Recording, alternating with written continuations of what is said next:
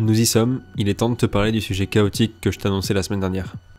L'électricité. Ce sujet nous aura créé pas mal de problèmes, notamment parce que quand on a commencé à s'y intéresser, on était vraiment novices en installation électrique. Cette vidéo n'est donc pas un tuto, mais plutôt un recueil de nos erreurs, de nos galères, pour que tu ne reproduises pas ces erreurs-là, mais aussi de nos réussites, parce qu'au final on a quand même réussi à faire notre installation électrique autonome. Alors, pour commencer, on a fait comme tout le monde, on a fait notre dimensionnement électrique. En gros, tu fais un point sur les appareils que tu vas amener avec toi pour estimer ta consommation, pour acheter telle ou telle taille de batterie et de panneaux solaires. Une fois qu'on a fait notre point sur ces appareils et sur la puissance nécessaire pour les faire fonctionner, on a établi avec un conseiller du site Hello Energy qu'on partirait sur 730 watts de panneaux solaires pour être autonome toute l'année et partout. Ouais, 730 watts ça paraît énorme quand même. Ça nous semblait un peu surestimé, mais on se disait qu'on achetait la tranquillité d'esprit aussi. On est donc parti sur deux panneaux de 180 watts chacun qui seraient fixes sur le toit, et d'un panneau 370 watts qui lui serait inclinable. La première difficulté qui se posait à nous à ce moment-là, c'était pour le panneau inclinable, parce qu'on a pas mal de lanterneaux sur le toit, donc il fallait construire un support qui passe au-dessus de ces éléments, donc à peu près 15 cm au-dessus du toit. Et c'était un vrai défi pour nous parce que ça posait beaucoup de problèmes en termes de prise au vent et de fixation sur le toit. On a donc acheté notre matériel pour à peu près 1000 € de panneaux, batteries, convertisseurs, régulateurs et les câbles aussi. On l'a vite reçu, ça a pris à peu près 10 jours. On a touché à ce matériel à peu près un mois plus tard, une fois qu'on s'est senti psychologiquement prêt. Aujourd'hui, on s'attaque à un gros morceau du chantier, l'installation des panneaux solaires. Ça va se faire en plusieurs étapes, mais d'abord il faut couper les lames en aluminium pour le contour des panneaux. Commençons par ça.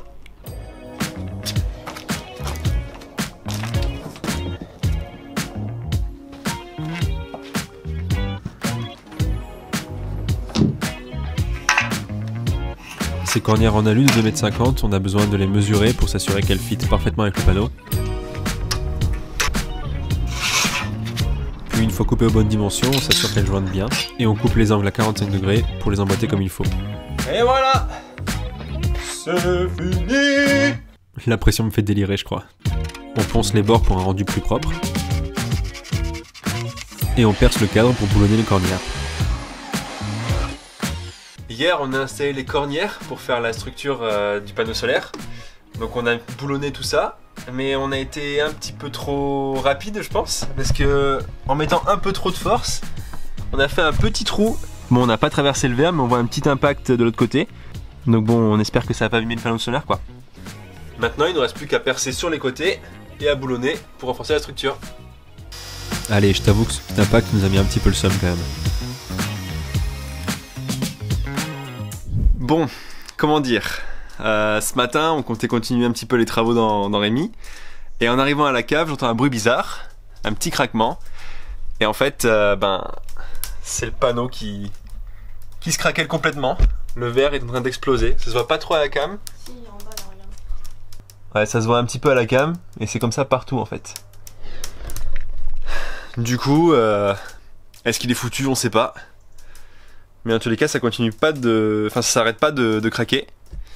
Donc, si on peut changer tout le verre qu'il y a dessus, c'est bon. Mais si on peut pas, le panneau est foutu, quoi. On pourrait croire que ce sera à cause de l'impact, mais on pense que le problème vient d'ailleurs. Suite à l'explosion de notre panneau, notre grand panneau, littéralement, on a changé de stratégie. Au final, au lieu de partir avec 730 watts de panneaux solaires, on va partir avec 360 watts. Donc on avait pris 3 panneaux, un de 370 et 2 de 180. Donc on va commencer avec les panneaux à 180 et on verra en cours de route si on manque de productivité. Donc on verra pour rajouter un ou deux petits panneaux. Du coup maintenant, je fixe ce qui sera le cadre de nos petits panneaux pour ensuite les fixer sur le toit. Enfin. Pour fixer le cadre, il faut d'abord le poncer, le dégraisser à l'acétone,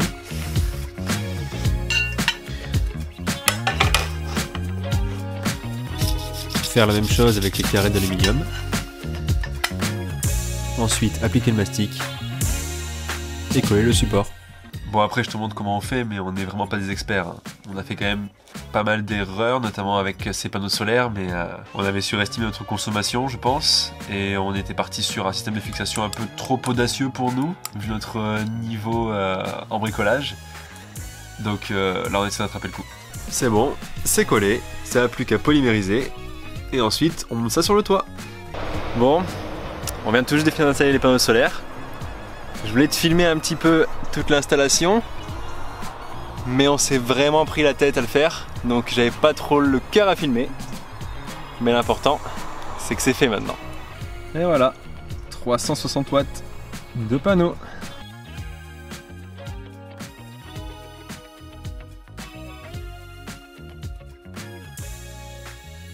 Il restera plus qu'à faire les branchements électriques à l'intérieur, mais ça, ce sera pour un autre jour. Hein.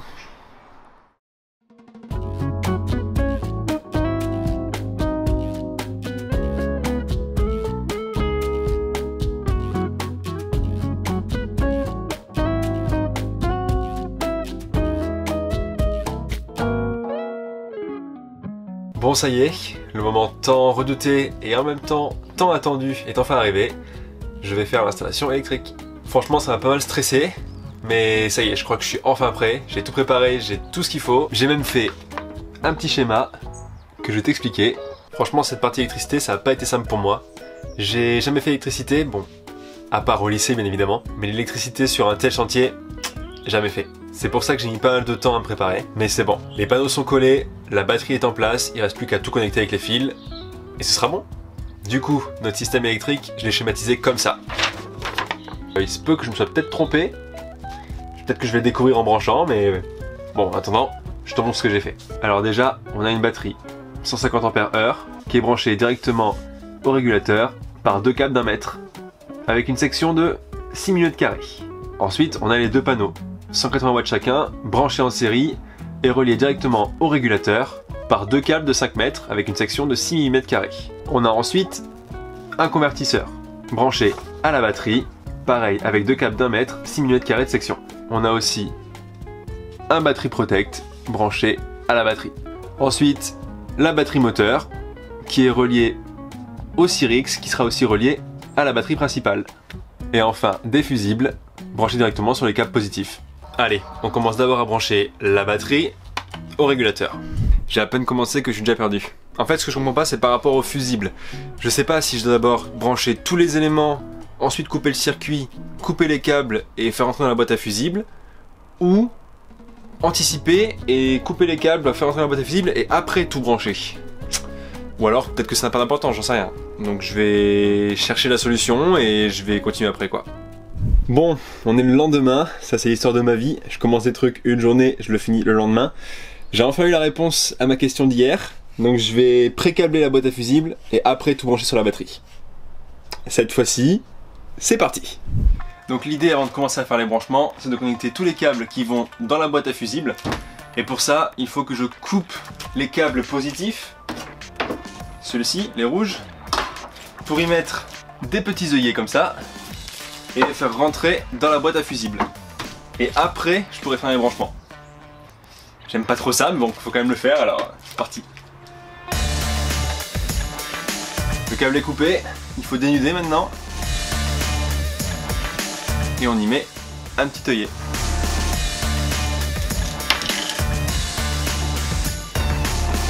C'est bon, alors tous les câbles sont sur la batterie. Maintenant, il reste plus qu'à brancher le tout dans le bon ordre. C'est-à-dire batterie vers régulateur, panneau vers régulateur, batterie au convertisseur, et ensuite tout le système sur la batterie. Le régulateur s'allume. C'est bon ça. Bon ben, c'est bon, tout est branché. Il reste plus qu'à faire le baptême du feu.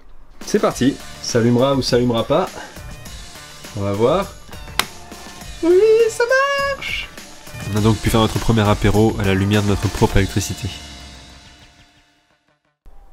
Alors, maintenant que le système électrique fonctionne bien, après l'installation de la batterie, des panneaux solaires, du régulateur et tout ça, il est temps d'y apporter quelques améliorations. L'objectif de cette installation, ça va être de mettre un ruban LED dans l'espace salon, un ruban LED dans le couloir, un ruban LED aussi dans la cuisine, peut-être changer aussi l'éclairage dans la salle de bain. On a acheté des ampoules LED mais qui éclairent pas très bien, mettre aussi du ruban LED ici, mettre une prise aussi du côté du lit, et enfin mettre une prise à la cuisine ainsi qu'un indicateur de batterie.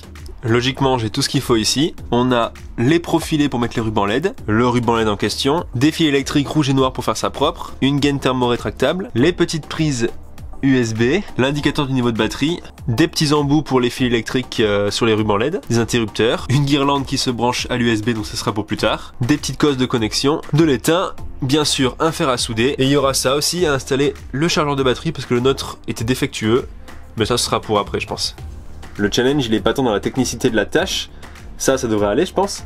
Par contre, c'est plutôt dans le fait de le faire proprement, sans qu'il y ait de câbles qui passent ou de trous mal placés ou quoi. Finalement, c'est quand même pas mal de boulot, donc je pense pas finir en une journée, mais bon, ça prendra le temps que ça prendra. D'abord, on coupe le circuit, et là, c'est parti.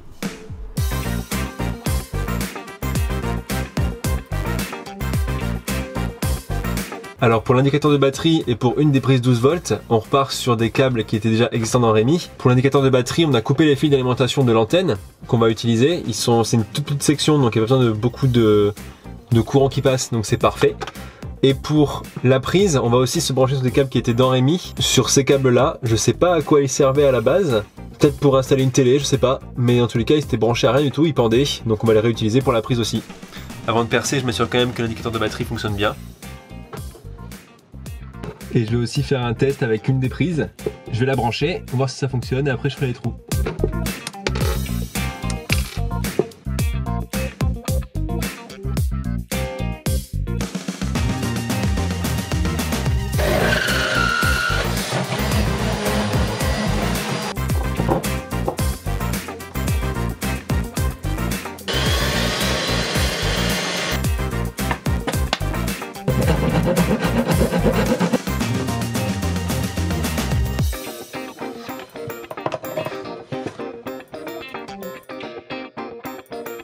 Ok, une des prises et l'écran de contrôle de la batterie sont branchés.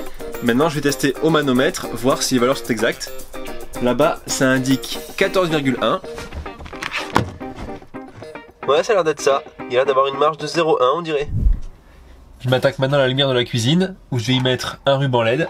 Pour ça, je prends un petit connecteur que je glisse dedans, où je vais souder mon plus et mon moins, puis je vais fixer la réglette. Mais j'ai d'abord besoin de rallonger ce câble positif pour ensuite faire descendre le fil ici sous la réglette.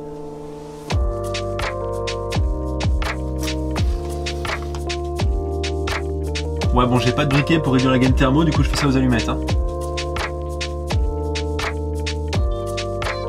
C'est bon, le ruban LED est installé. Non sans peine d'ailleurs. Il m'aura fallu quasiment une journée entière pour l'installer, notamment parce que j'ai pas le bon matos. J'ai utilisé du fil rigide qui était plutôt compliqué à utiliser, surtout que je dois le connecter à ce genre de connecteur pour les rubans LED. Et ça ne tenait pas dedans, donc j'ai dû forcer, le faire rentrer. C'était un peu du bricolage, mais c'est passé. Et maintenant, ça marche bien. Et c'est plutôt propre pour le coup, donc je suis assez content. En revanche pour le salon, T'avoue que je suis un peu en bug parce que je ne comprends pas pourquoi. J'ai fait toutes mes soudures, l'interrupteur aussi est branché, ça fonctionne. Comme en témoigne ce petit morceau de ruban LED. Il s'allume, il n'y a pas de problème. Le courant passe. Par contre, quand on essaie de brancher le gros ruban LED, le courant passe pas. Et même sur d'autres petits morceaux, pareil, ça marche pas. Donc je sais pas quoi faire actuellement là. Ça me bloque un petit peu. Bon, vu qu'hier ça marchait pas, j'ai changé de stratégie. Je suis parti du principe que c'était le ruban LED qui avait un problème, parce que ça marche côté cuisine. Le premier mètre sur le rouleau de 5 mètres fonctionne, et la suite ne marche pas. Donc je suis allé acheter un autre ruban LED, qui celui-ci avait un variateur. Donc c'est branché, il y a un petit boîtier comme ceci. Et là, la lumière fonctionne. Et en plus on a une petite télécommande pour faire varier l'intensité des LED. Plutôt pratique. c'est à peu près là que notre épopée sur l'électricité se termine. Il nous reste encore quelques petits trucs à faire sur ce sujet, mais c'est de l'ordre du détail maintenant. En vrai, durant ces travaux, on apprend énormément. Par nous-mêmes d'une part, et par la communauté aussi. On aura raté, galéré, réussi heureusement, et ce qui me semblait insurmontable au début fait partie de l'ordre du banal maintenant. L'électricité est quasiment terminée, mais il nous reste encore pas mal de chemin à parcourir dans notre rénovation avant de pouvoir partir. Sur ce, merci d'avoir regardé cette vidéo. À la semaine prochaine.